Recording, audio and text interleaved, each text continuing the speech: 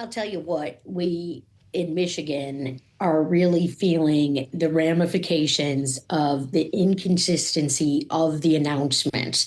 Look, we all know that tariffs can work and an aggressive approach could work. But what is not working is Elon Musk and Donald Trump tariff policies changing by the minute, and it's literally wreaking havoc on our auto industry right now.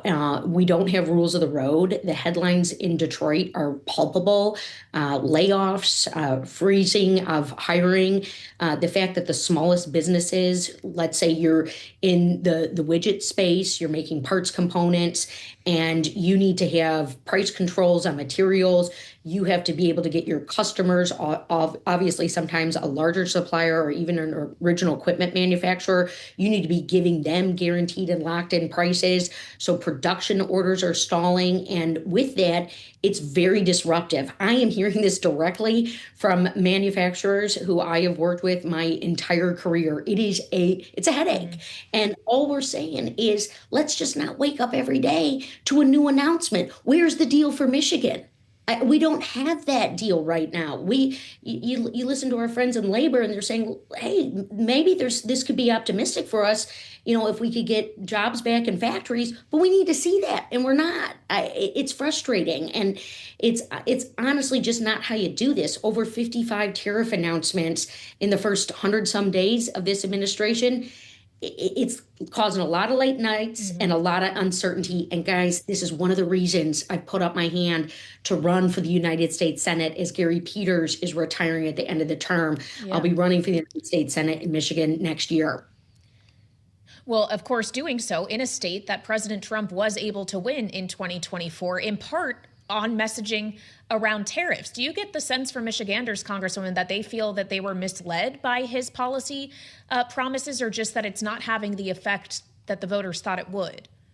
Yeah, well, Michigan needs a fighter in the United States Senate, and my life has been defined by stepping up for Michigan in tough moments. And thank you, Joe, for recognizing and knowing. Both you and Kaylee know that I worked on the U.S. auto rescue a while ago now, and that was during the Obama administration. During another moment of crisis, General Motors and Chrysler were staring bankruptcy in the face, and we came together alongside our labor unions to save those jobs and those companies from liquidation. But it was tough, and the things I'm hearing right now are the same things I was hearing back then from Michiganders. Folks are worried. And look, as a 4-term lawmaker, I've stood up during other moments of uncertainty over my time in the Congress, particularly around the CHIPS Act, helping to get that over the finish line, working really closely with my colleagues on both sides of the aisle. So the question Michiganders are going to be asking next year is, who is going to be their champion in the United States Senate? And I believe and I know that is me. And that's why I'm getting out there now to earn those votes and to meet people where they're at, show my depth of understanding in advanced manufacturing, job training, and all the great things we do in Michigan, by the way, because not only do we make things, we also grow a lot here too in our state. Well, the 100 members of that chamber you're looking to join are going to receive this reconciliation bill that went through the House and are likely to make some changes to it. I don't need to tell you that, Congresswoman. Some of them may be an effort to undo the rolling back of clean energy and EV grants and incentives. What would that mean for Michigan, and specifically EVs that are being made there? It's almost jaw dropping, right? Because it will be a big gut punch. And particularly on some of the tax credits for consumers and the factories. We all obviously remember hearing J.D. Vance say that some of these investments were table scraps around factories that were being rebuilt and factories that are getting up and running. I don't know why we'd give China that big of a win, particularly in this space where we are seeing growth, where we are seeing incredible economic opportunity, where our auto industry has been aligned for a long time, even before federal policy got passed down. And what we don't need is more chaos and confusion and disruption. And really in this space, this is all we have been getting from the Trump and Musk administration. We need better. And it's, again, again, why I'm running for United States Senate in this moment. It's serious. And look, in terms of the bill that the House passed and, through the all-nighter, I mean, look, I'm not afraid to say it. It was one big giveaway to the richest among us. And when you're looking at job insecurity in the face, and you're going to see people who are making $51,000 and under who are going to pay more, and a lot of times, that those can be individual households, single parents who are at that price point. They can't afford to be paying more right now. Costs are still going up. And that's what the latest tariff announcement is going to do. It's just going to be another blow to the American consumer, to the Michigan consumer.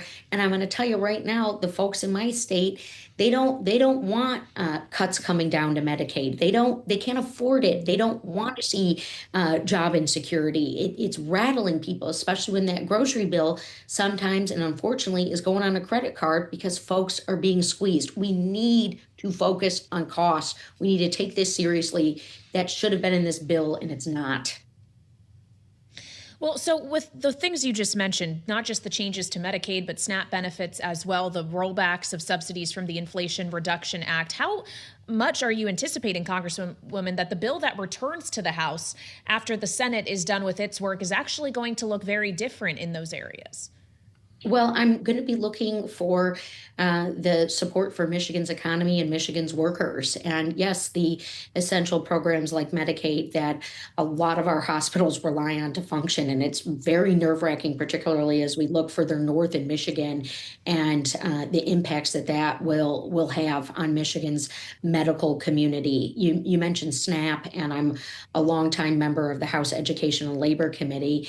And we all know that our kids do better when they've got food in their stomachs. And our schools need access to the meals. Families need access to the meals and the food benefits. That's always the question of how and why we get to this place. And we know those rollbacks will be devastating. And particularly with Medicaid, if you look at what the House put forward, we're going to see job loss, not because people are getting a termination, but because parents or individuals are going to have to leave the workforce to care for the dependent, particularly children with unique medically complex challenges. Those families are relying on Medicaid. That's why we have that program.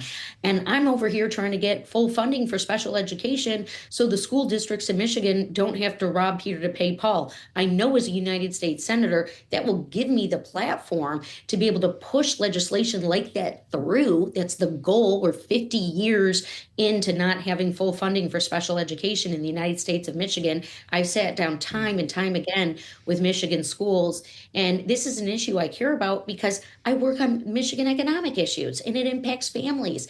And who else is going to fix it if not for our federal lawmakers? And I just got named one of the most effective lawmakers in the Congress and the most effective Democratic lawmaker for Michigan.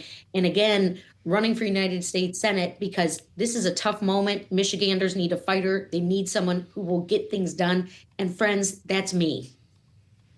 Well, your leader in the House of Representatives, Congresswoman Hakeem Jeffries, said upon passage of this tax and spend bill yesterday morning that Democrats at that moment won control of the House. Is that the silver lining for your party? We certainly feel very bullish that when Republicans go after folks' Medicaid and health care, that ends up turning out very favorably for Democrats and people who want to not only preserve programs like Medicaid, but see Medicaid get expanded and costs get lowered for folks. And I remain really enthusiastic about a record of standing up for people's health care, people's jobs, particularly manufacturing jobs. And look, we've got a real opportunity here to send a message to the Trump-Musk chaos agenda that Democrats can lead the way. And it's something that we're seeing here in the state of Michigan. And it's one of the things I'm really focused on as a candidate for United States Senate, meeting people where they're at, letting them know that I don't want to see cuts to Medicaid, Medicare, Social Security. Guys, I had a fully paralyzed veteran ask me if he could count on those VA benefits still. I mean, what the heck is going on here in that case? It's not even funny. And so we need some common sense. The abuses of power that we're starting to see rear their head, that needs to be clamped down. And we do need checks and balances. So yeah, let's, roll up our sleeves for some tough elections. I know how serious the race I'm entering is going to be. And I'm really proud to see leaders like Hakeem Jeffries putting forward a vision for the future for folks, because it's a serious moment for us. Well, has Hakeem Jeffries shared with the caucus what the Democrats' stance will be if, for whatever reason, Republicans run into timing issues with getting the reconciliation package all the way through to the president's desk, knowing it is also intended to raise the debt ceiling before a potential August X date? Will Democrats provide the necessary votes to make sure that we don't default if it comes down to it? Yeah, and that's one of the things that we saw in the package that House leadership on the Republican side passed the other night. It was very much clear that the deficit was going to be impacted, that it would likely increase if that legislation as it went through. I know that we take really seriously what it would mean for the debt ceiling to make its way into a package like this. Obviously, we don't want to play with the debt ceiling. And we are focused on unity when it comes to people's healthcare, when it comes to earned benefits, when it comes to our manufacturing economy, which should be something that we could work on in a bipartisan way. That is what the CHIPS Act was, frankly. And that's done a lot for our supply chain and our manufacturing economy. That's proven industrial policy that co-invests alongside the private sector to create jobs. And exclusive, singular, change by the minute, shoot by the hip tariff policy, that's not cutting it right now. I mean, it's absolutely jaw-dropping when a place like Detroit is at its highest levels of employment in 50 years, starting a couple of years ago. And now we've got those cuts. So thank you both so much.